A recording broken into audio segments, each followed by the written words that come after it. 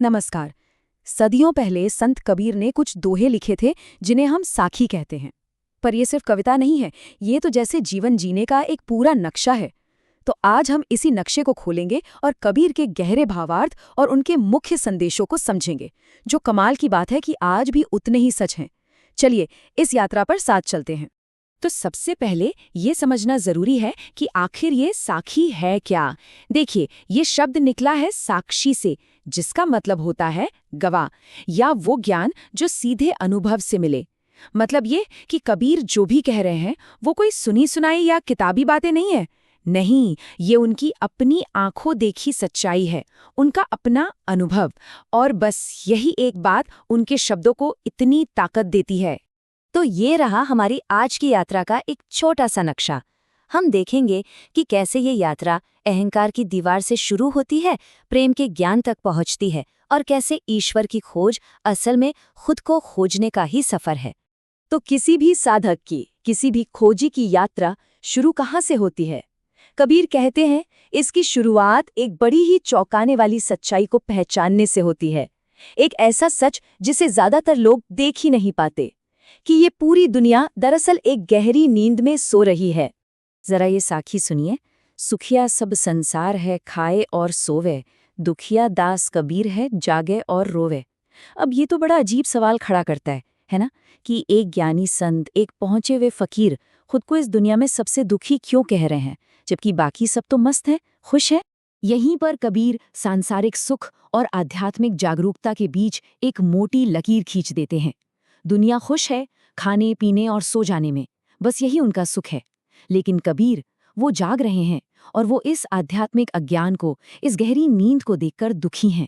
असल में उनका ये दुख ही जागने की पहली निशानी है। यहीं से एक साधक के सफर का पहला कदम उठता है।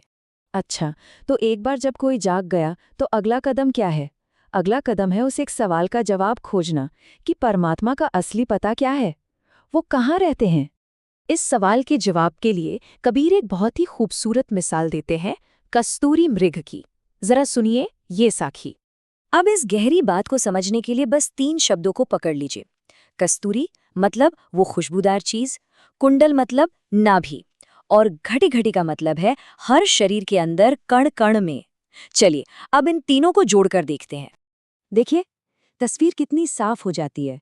जैसे हिरण अपनी ही नाभि से आती उस महक को पूरे जंगल में पागलों की तरह ढूंढता फिरता है, ठीक वैसे ही इंसान भगवान को मंदिरों, मस्जिदों में, तीर्थों में ढूंढ रहा है, ये जाने बिना कि वो तो उसके खुद के अंदर ही बैठा है। कबीर का संदेश एकदम साफ है, बाहर मत भटको, अपने भीतर झांको। लेकिन जैसे ही कोई साधक अपना ध्यान अंदर की तरफ मोड़ता है, उसे एक बहुत बड़ी दीवार से टकराना पड़ता है, एक रुकावट जो सबसे बड़ी है, और वो है हमारा अहंकार, हमारा मैं। कबीर का ये दोहा बताता है कि अहंकार और ईश्वर का स्वभाव कैसा है। सीधा सा हिसाब है, जहां एक है वहां दूसरा हो ही नहीं सकता। इसे ऐसे समझिए, जब तक दिल में मैं था, मेरा अहंकार था, तब तक ईश्वर के लिए, हरि के लिए कोई जगह ही नहीं थी।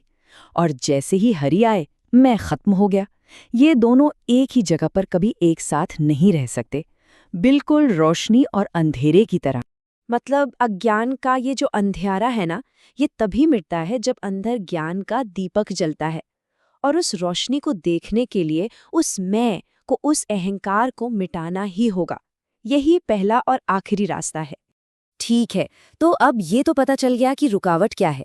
तो सवाल उठता है कि इस अहंकार को दूर कैसे किया जाए। खुशी की बात यह है कि कबीर इसके लिए हमें कुछ बहुत ही प्रैक्टिकल तरीके भी बताते हैं। तो कबीर 2 अचूक उपाय देते हैं। पहला, मीठी वाणी बोलो। ऐसे शब्द बोलो जिनमें अहंकार ना हो, जो खुद को भी शांति दे और सुनने वाले को भी। और दूसरा, जो थोड़ा मुश्किल है, अपने निंदक को, अपनी आलोचना करने वाले को हमेशा पास रखो। क्यों? क्योंकि वो तो बिना साबुन और पानी के हमारे स्वभाव को साफ करता रहता है। क्या खूबसूरत बात है। चलिए अब जरा आगे बढ़ते हैं और ये समझते हैं कि सच्चा ज्ञान आखिर होता क्या है।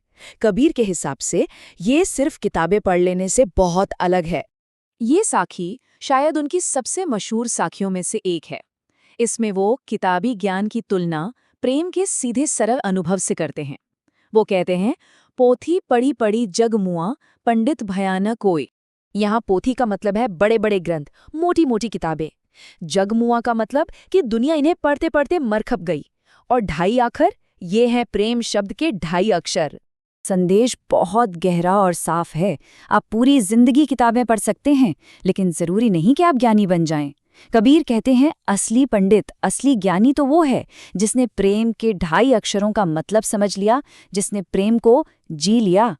और अब हम पहुंचते हैं इस यात्रा के आखिरी और सबसे क्रांतिकारी पड़ाव पर। ये पड़ाव है सब कुछ छोड़ देने का और पूरी तरह मुक्त हो जाने का। ये साखी बहुत शक्तिशाली है। ये एक ऐसे बदलाव का इशारा करती है जहां साधक अपना सब कुछ दांव पर लगाने के लिए तैयार है। इस साखी का राज इसके प्रतीकों में है।